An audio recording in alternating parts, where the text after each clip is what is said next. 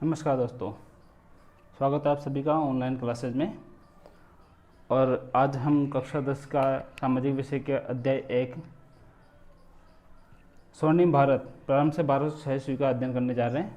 स्वर्णिम भारत, देखो स्वर्णिम भारत के अंतर्गत सबसे पहले जो समय आता है वो आता है सिंधु सभ्यता सभ्यता का, जो कि एक नगरीय सभ्यता हुआ करती थी। ठीक है, सिंधु सभ्यता सभ्यता के पश्चात का जो समय आता है वो समय आता है वैदिक सभ्यता का। वैदिक सभ्यता जिसमें 4 वेदों की रचना हुई, ऋग्वेद, यजुर्वेद, सामवेद और अथर्ववेद, जिनके बारे में कि भारत के इतिहास में बहुत ही इम्पोर्टेंट स्थान रखते हैं ये चारों वेद अपना। ठीक है, और वैदिक सभ्यता के पश्चात, उत्तर वैदिक काल के पश्चात फिर जो समय आता है वो आता है महाजनपद काल का, जो कि आपका जो कक्षा 10 का पहला अध्याय है स्वर्णिम भारत प्रारंभ से 1200 ईस्वी का पहला टॉपिक है महाजनपद काल।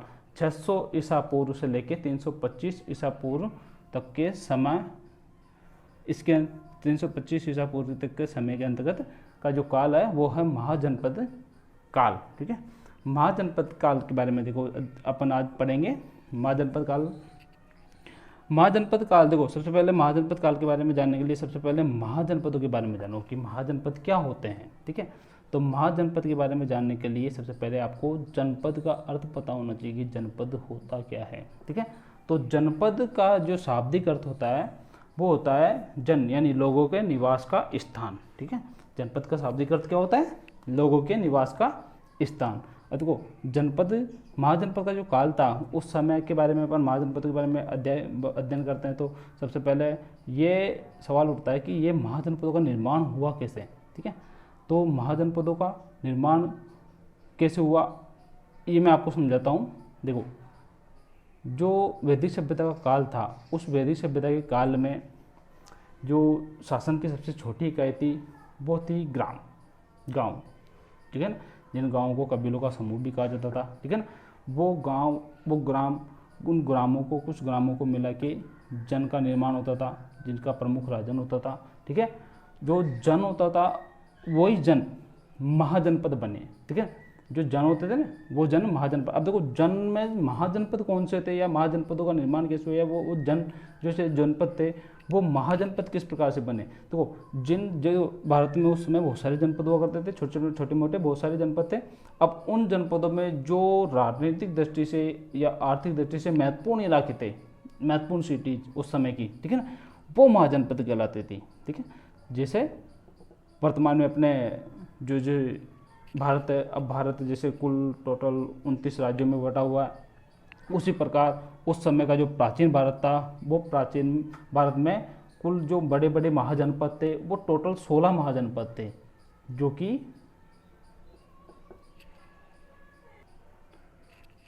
हमारे इतिहास में बहुत इम्पोर्टेंट थे। चलो अब महाजनपदों के बारे में आगे अध्ययन करते हैं अपन। देखो महाजनपदों में जो शासन व्यवस्था थी, सबसे पहले आती है शासन व्यवस्था के बारे में। महाजनपदों में उस समय की जो शासन व्यवस्था थी वो किस प्रकार की हुआ करती थी। तो उस समय के महाजनपदों में 2 प्रकार की शासन व्यवस्था पाई जाती थी, एक तो राजतंत्रात्मक और दूसरी जनतंत्रात्मक। अब आप सभी लोग जानते हैं कि राजतंत्रात्मक शासन व्यवस्था और जनतंत्रात्मक शासन व्यवस्था कौन सी होती है। तो राजतंत्रात्मक शासन व्यवस्था जिसमें कि शासन की सर्वोच्च सत्ता राजा के हाथ में निहित होती है, वो राजतंत्रात्मक शासन व्यवस्था। और जनतंत्रात्मक शासन व्यवस्था था जिसमें शासन की सर्वोच्च सत्ता जनता के हाथ में निहित होती है या फिर जनता के प्रतिनिधि के हाथ में निहित होती है, वो जनतंत्रात्मक शासन व्यवस्था कहलाती है। ठीक है, तो उस प्रकार उस समय महाजनपद काल के समय 2 प्रकार की शासन व्यवस्था पाई जाती थी, राजतंत्रात्मक शासन व्यवस्था और जनतंत्रात्मक शासन व्यवस्था। अब जनतंत्रात्मक शासन व्यवस्था में देखो दो, उस समय जो 16 महाजनपद थे उन 16 महाजनपदों में 2 जनपद ऐसे थे जिसमें जनतंत्रात्मक शासन व्यवस्था पाई जाती थी। एक तो था वज्जी संघ और दूसरे था कुशीनारा के मल। कौन कौन से महाजनपद? वज्जी संघ और कुशीनारा के मल। ये मात्र 2 महाजनपद ऐसे थे जिन महाजनपदों में जनतंत्रात्मक शासन व्यवस्था पाई जाती थी। बाकी की जो 14 महाजनपद थे उन सभी 14 महाजनपदों में राजतंत्रात्मक शासन व्यवस्था पाई जाती थी। अब देखो महाजनपदों के बारे में यदि अपन बात करते हैं तो जानकारी के स्रोत के बारे में बात करते हैं कि महाजनपदों के बारे में हमें पता कैसे चलता है, किस चीज़ से हमें पता चलता है। तो महाजनपदों के बारे में सर्वप्रथम जानकारी प्राप्त होती है हमें बौद्ध ग्रंथ अंगुत्तर निकाय से। कौन से? बौद्ध ग्रंथ अंगुत्तर निकाय से सबसे पहले हमें 16 महाजनपदों के बारे में पता चलता है। इसके पश्चात जैन ग्रंथ भगवती सूत्र से भी हमें 16 महाजनपदों के बारे में जानकारी प्राप्त होती है। अब देखो, बौद्ध ग्रंथ अंगुत्तर निकाय और जैन ग्रंथ भगवती सूत्र, इन दोनों ग्रंथों में 16 महाजनपद दे रखे हैं, लेकिन कुछ जनपद ऐसे हैं जिनमें डिफरेंट है, यानी उनके नाम में डिफरेंट है, बाकी जो जनपद है वो बिल्कुल सेम है। ठीक है, तो अपन कक्षा 10 का जो चैप्टर स्वर्णिम भारत प्रारंभ से 1206 ईस्वी, उसके तहत अपन अंगुत्तर निकाय के दिए हुए 16 महाजनपद थे उनके बारे में अध्ययन करेंगे। ठीक है, तो अंगुत्तर निकाय के अंतर्गत जो 16 महाजनपद कौन कौन से थे, उनकी राजधानी क्या थी और उनका वर्तमान क्षेत्र कौन सा था, वो मैं आपको आज बताने जा रहा हूँ। और कक्षा 10 के लिए ये मोस्ट इम्पोर्टेंट है, और इनको याद करने के लिए मैं आपको आज एक ट्रिक बताने जा रहा हूँ जिसमें आपको ये आसानी से याद हो सकते हैं। देखो, 16 महाजनपदों को मैंने जो वर्तमान राज्य क्षेत्र हैं उन राज्य क्षेत्रों में बांट दिया है, जो कि आपको याद करने में आसानी होगी। ठीक है, तो सबसे पहले अपन बात करते हैं मगध महाजनपद की, जो कि सबसे सर्वशक्तिशाली जनपद हुआ करता था उस समय का। तो सबसे पहले बात करते हैं मगध महाजनपद। मगध, अंग और वज्र संघ, ये 3 महाजनपद ऐसे थे जो कि वर्तमान का अपना जो बिहार राज्य है उस बिहार राज्य के क्षेत्र के अंतर्गत आते थे। 3 महाजनपद, मगध, अंग और वज्र संघ। मगध की राजधानी थी राजगढ़ या गिरिव्रज, अंग की राजधानी थी चंपा और वज्र संघ की राजधानी थी वैशाली, विदय या मिथिला। देखो, अब जो राजगढ़ या गिरिव्रज था मगध की राजधानी, ये क्षेत्र कौन सा था, वर्तमान में जो बिहार राज्य है उस बिहार राज्य में पटना और गया जिले का जो क्षेत्र है वह क्षेत्र मगध महाजनपद के अंतर्गत आया करता था। और अंग महाजनपद मुंगेर और भागलपुर जिलों का जो क्षेत्र है, वर्तमान में बिहार राज्य के मुंगेर और भागलपुर जिलों का जो क्षेत्र था वह अंग महाजनपद के अंतर्गत आता था। और गंगा नदी के उत्तर में नेपाल की पहाड़ियों तक का जो क्षेत्र है बिहार राज्य में, वह वज्र संघ महाजनपद के अंतर्गत आता था। देखो, वज्र संघ वही महाजनपद है जिनके बारे में मैंने बताया था कि आपको जनतंत्रात्मक शासन व्यवस्था थी। वज्र संघ बिहार राज्य में स्थित वज्र संघ महाजनपद दो महाजनपद थे से, तो वज्र संघ वही महाजनपद है जिसमें जनतंत्रात्मक शासन व्यवस्था हुआ करती थी। हाँ, नेक्स्ट देखो, ये 3 महाजनपद याद हो गए अपन को भारत के, बिहार के, मगध, अंग व वज्र संघ। ठीक है, नेक्स्ट बात करते हैं अपन काशी महाजनपद। काशी, कोसल, मल, वत्स, कुरु, पांचाल, सुरसैल और चेदी, ये 8 महाजनपद है जो कि वर्तमान में अपना जो यूपी क्षेत्र है, उत्तर प्रदेश का क्षेत्र, उस क्षेत्र के अंतर्गत आते थे। काशी, कोसल, मल, वत्स, कुरु, पांचाल, सुरसैन और चेदी, ये 8 महाजनपद हैं। अब देखो, काशी की राजधानी थी वाराणसी। काशी की राजधानी क्या थी? वाराणसी वर्तमान में वाराणसी का जो क्षेत्र है उत्तर प्रदेश का, वह क्षेत्र इस काशी महाजनपद के अंतर्गत आया करता था। नेक्स्ट है कोसल महाजनपद। कोसल महाजनपद की राजधानी हुआ करती थी अयोध्या। कोसल महाजनपद की राजधानी क्या थी? अयोध्या।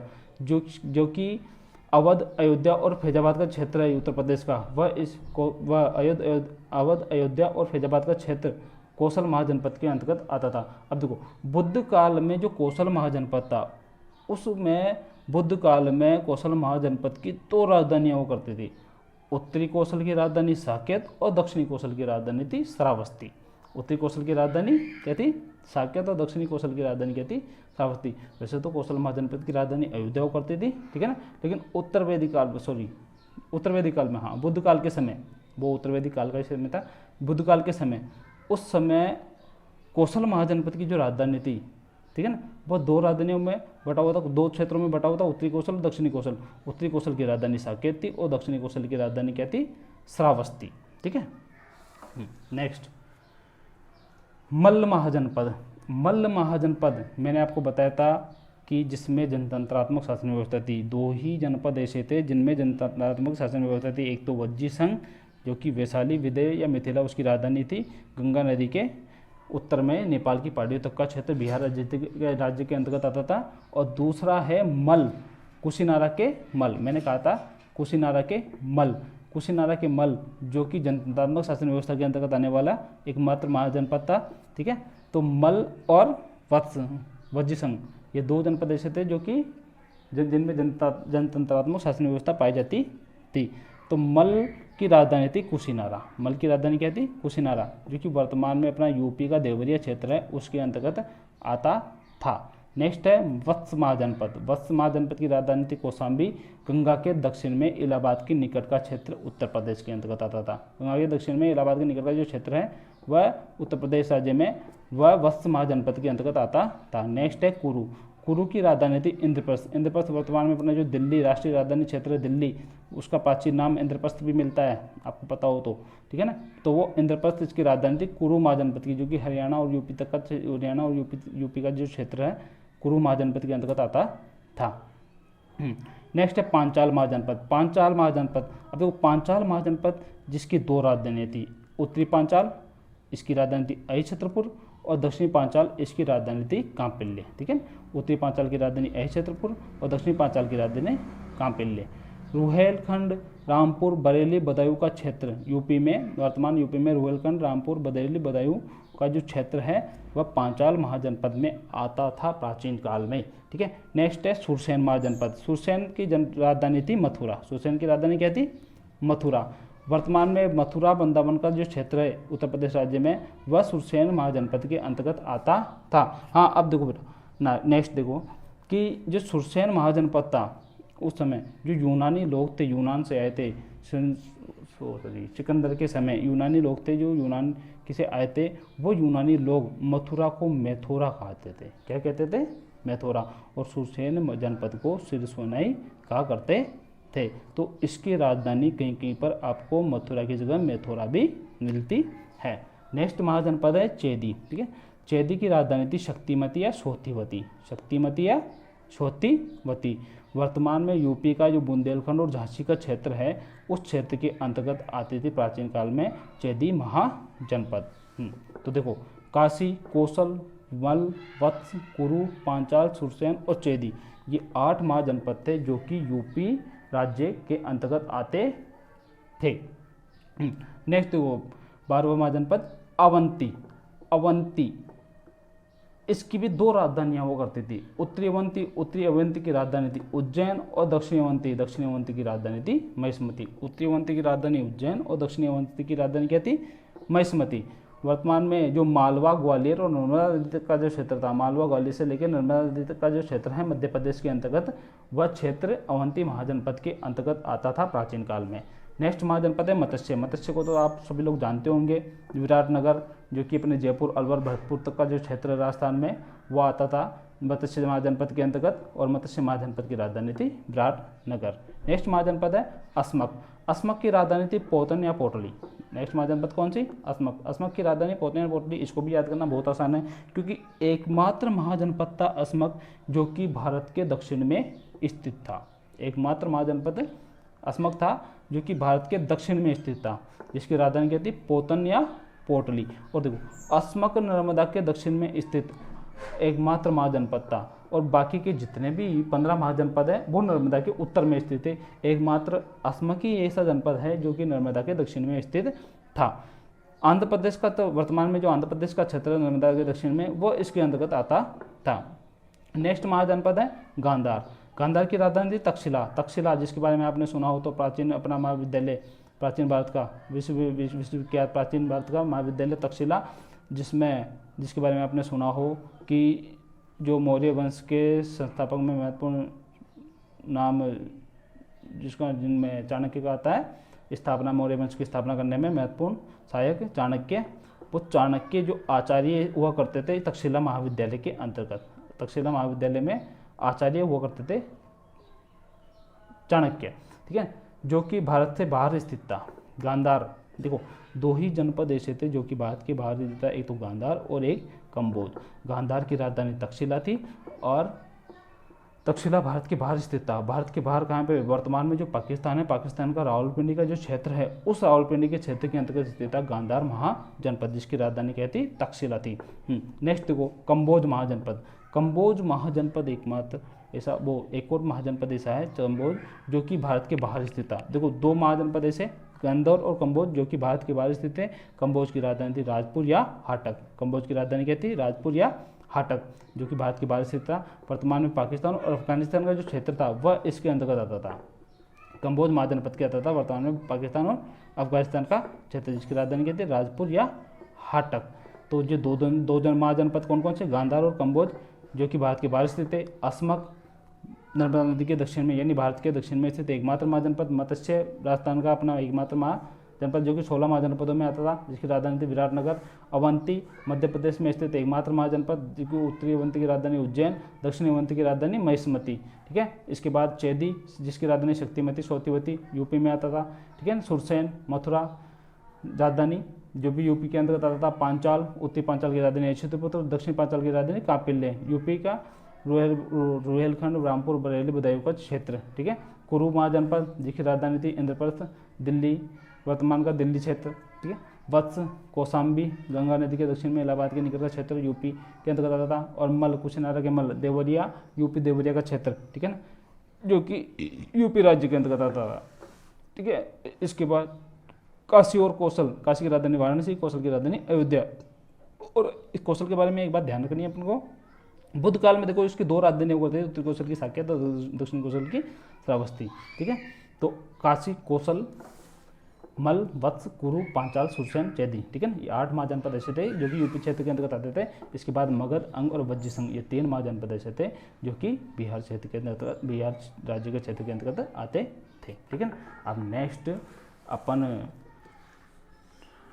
राजस्थान के महाजनपदों के बारे में अध्ययन करेंगे, जो कि मैं नेक्स्ट वीडियो में डालूंगा आपको। ओके।